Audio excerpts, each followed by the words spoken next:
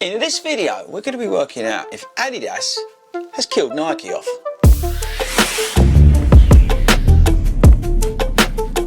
What is up, everybody, and welcome to one of our world-famous viewer interaction videos. Now, I'm going to be checking in the comments straight as this video drops to check whether you've been getting involved in the convo down there, because I want to know from you, do you think Adidas has kicked Nike's butt this year? Yeah, maybe not. Let me know in the comments. Have you switched from Nike to Adidas, or maybe from Nike to another brand? We're going to be focusing in at the start about the Elite shoes, but we will be talking about other shoes from the offerings of both of these sort of big hitters in the running shoe world. So yeah, let me know in the comments, do you think Adidas is kicking Nike's butt?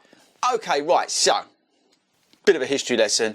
I previously ran most of my sort of fast effort marathons, half marathons in Nike shoes, Vaporflies, Alphaflys and all this kind of stuff. But this year, I've sort of gone this way and end of the year this way. And it did make me think, because I never found really Adidas shoes that worked for me. But this year, I don't know, they've just come out swinging. And if you look at the sort of finishers from most of the elite races in 2022, for example, Adidas Adios Pro 3 was up there in most of those races, if not all of them. So they've really upped their game, Adidas, this year. And they've taken it onto Nike. Now, I'm not taking anything away from Nike, because not this shoe, but this variation, the Alphafly 2, just dropped it in Kipchoge's hands, smashed the world record in the marathon distance. So we're not saying that all of a sudden Nike are making really pony running shoes. I'm not saying that in any shape or form, but I do think it's worth noting, and that's why I want your interaction, that Adidas have started to fight back.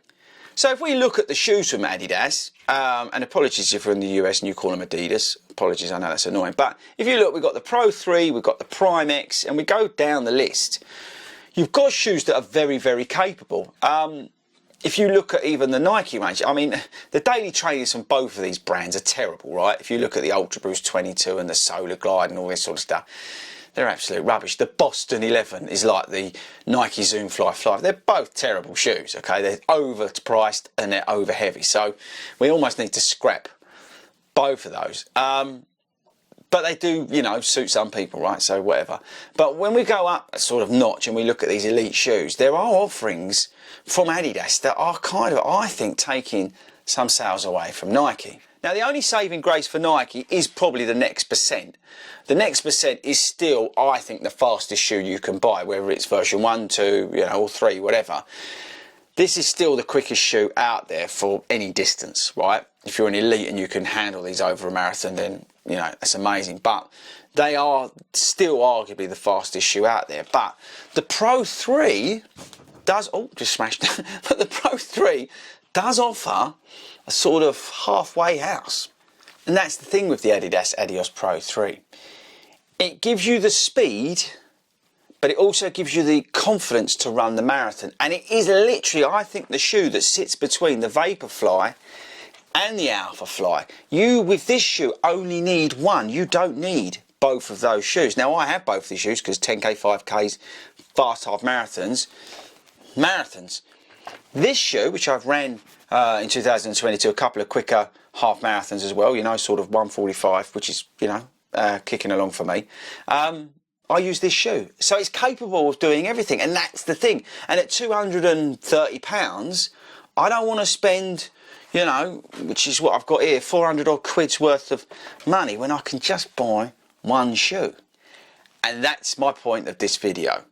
This shoe, which came from Adidas, has actually, I think, kind of killed off to a degree both of these. I'm kind of putting this to one side because this is just a weapon of mass destruction, but it does give you the option of having just one shoe to do everything in. And that's the awesome thing from Adidas this year. So here we go. Let me know in the comments, and I'm going to dive in there, like I said, when this video drops. Has Adidas taken some of that sort of glory away from Nike in their marathon and half marathon and race day shoes? I want to know from you. I think they have. I think the Adidas Adios Pro 3 has made such a big dent into Nike that it is really worth taking note of them now. The Prime X is a funky shoe.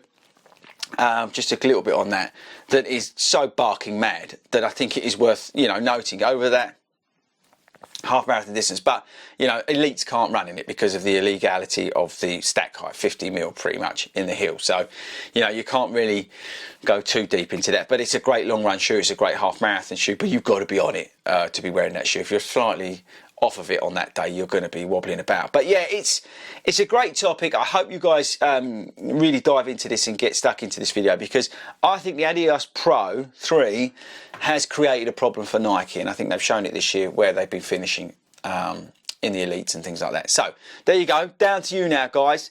Let's dive into the comments and let's find out if you agree that Adidas has been kicking Nike's butt.